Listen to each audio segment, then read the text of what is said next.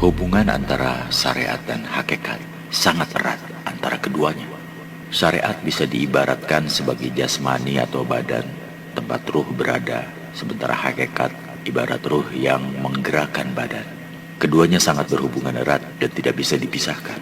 Badan memerlukan ruh untuk hidup, sementara ruh memerlukan badan agar memiliki wadah.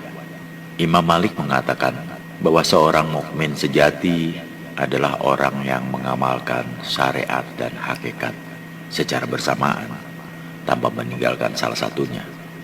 Ada pernyataan yang cukup terkenal. Hakikat tanpa syariat adalah kepalsuan, sedangkan syariat tanpa hakikat adalah sia-sia. Imam Malik berkata, barang siapa bersyariat tanpa berhakikat, niscaya ia akan menjadi fasik. Sedangkan berhakikat tanpa bersyariat, niscaya ia akan menjadi sindik. Barang siapa menghimpun keduanya, syariat dan hakikat, ia benar-benar telah berhakikat. Syariat adalah hukum-hukum atau aturan-aturan dari Allah yang disampaikan oleh Nabi untuk dijadikan pedoman kepada manusia, baik aturan ibadah maupun yang lainnya. Apa yang tertulis dalam Al-Quran hanya berupa pokok ajaran dan bersifat universal. Karenanya Nabi yang merupakan orang paling dekat dengan Allah dan paling memahami Al-Quran menjelaskan aturan pokok tersebut melalui ucapan dan tindakan beliau. Para sahabat menjadikan sebagai pedoman kedua yang dikenal sebagai hadis, dan ucapan Nabi bernilai tinggi dan masih syarat dengan simbol-simbol yang memerlukan keahlian untuk menafsirkannya. Para sahabat sebagai orang-orang pilihan yang dekat dengan Nabi merupakan orang yang paling memahami Nabi. Mereka paling mengerti akan ucapan Nabi karena memang hidup sezaman dengan Nabi. Penafsiran dari para sahabat itulah kemudian diterjemahkan dalam bentuk hukum-hukum oleh generasi selanjutnya. Para ulama sebagai pewaris ilmu Nabi melakukan ijtihad, menggali sumber utama hukum Islam, kemudian menerjemahkan sesuai dengan perkembangan zaman saat itu. Maka lahirlah cabang-cabang ilmu yang digunakan sampai generasi sekarang. Sumber hukum Islam itu kemudian dikenal memiliki 4 pilar, yaitu Al-Quran, hadis, ijma' dan qiyas. Itulah yang kita kenal dengan syariat Islam. Untuk melaksanakan syariat Islam, terutama bidang ibadah, harus dengan metode yang tepat sesuai dengan apa yang diperintahkan oleh Allah dan apa yang dilakukan Rasulullah Shallallahu Alaihi Wasallam, sehingga hasilnya akan sama. Sebagai contoh sederhana, Allah memerintahkan kita untuk sholat, kemudian Nabi melaksanakannya, para sahabat mengikuti. Nabi mengatakan, sholatlah kalian seperti aku sholat. Tata cara Nabi yang disaksikan oleh sahabat dan juga dilaksanakan oleh sahabat kemudian dijadikan aturan oleh ulama. Maka kita kenal sebagai rukun salat yang 13 perkara. Kalau hanya sekedar salat, maka aturan 13 itu bisa menjadi pedoman untuk seluruh umat Islam agar salatnya standar sesuai dengan salat Nabi. Akan tetapi dalam rukun salat tidak diajarkan cara supaya khusyuk dan supaya bisa mencapai tahap makrifat di mana hamba bisa memandang wajah Allah Subhanahu wa taala. Ketika memulai salat dengan wajhtu wajhiya ilal jiwatur samawati wa ardu hanifah muslimah wa ma'ana minal musyrikin. Kuhadapkan wajahku kepada wajahnya zat yang menciptakan langit dan bumi dengan keadaan lurus dan berserah diri, dan tidaklah aku termasuk orang-orang yang musyrik. Seharusnya seorang hamba sudah menemukan channel atau gelombang kepada Tuhan, menemukan wajahnya yang maha agung, sehingga kita tidak termasuk orang musyrik menyekutukan Tuhan. Kita dengan mudah menuduh musyrik kepada orang lain, tanpa sadar kita hanya mengenal nama Tuhan saja, sementara yang hadir dalam sholat wajah-wajah lain selain Dia.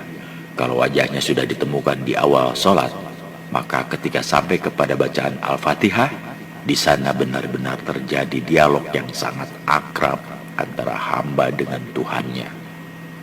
Syariat tidak mengajarkan hal-hal seperti itu, karena syariat hanya berupa hukum atau aturan. Untuk bisa melaksanakan syariat dengan benar, ruh ibadah itu hidup.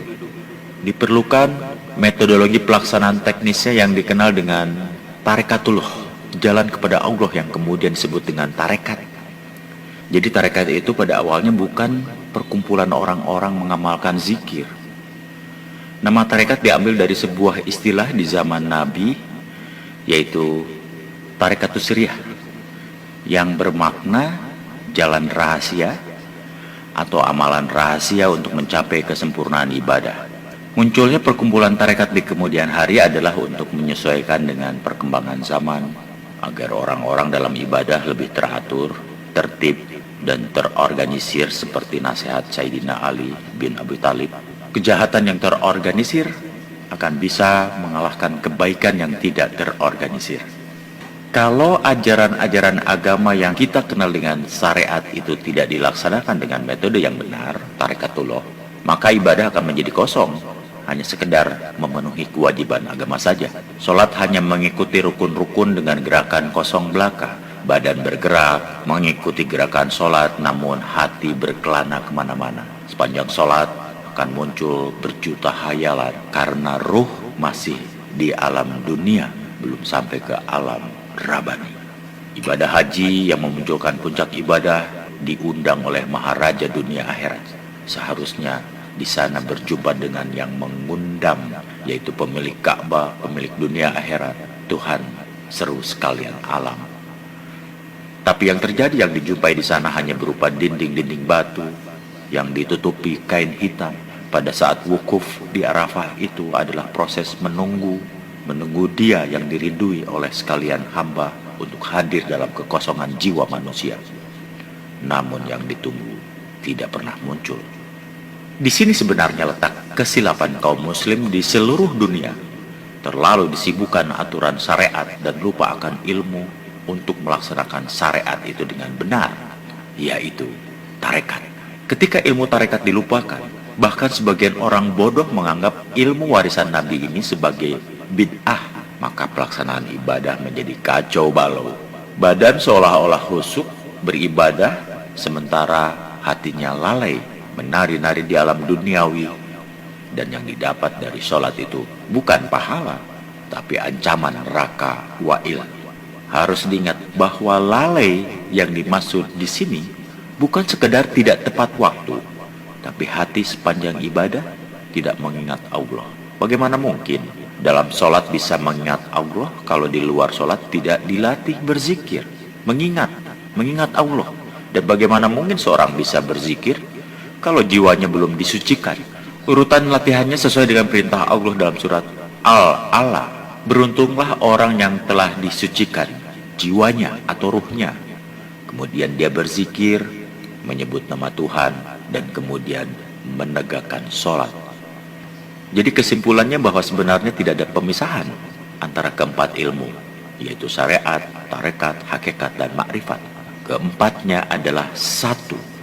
Iman dan Islam bisa dijelaskan dengan ilmu syariat, sedangkan makom ihsan hanya bisa ditempuh lewat ilmu tarekat. Ketika kita telah mencapai tahap makrifat, maka dari sana kita bisa memandang dengan jelas bahwa keempat ilmu tersebut tidak terpisah, tapi satu. Pentingnya ilmu tarekat sebagai penyempurnaan syariat agar mencapai hakikat dan makrifat.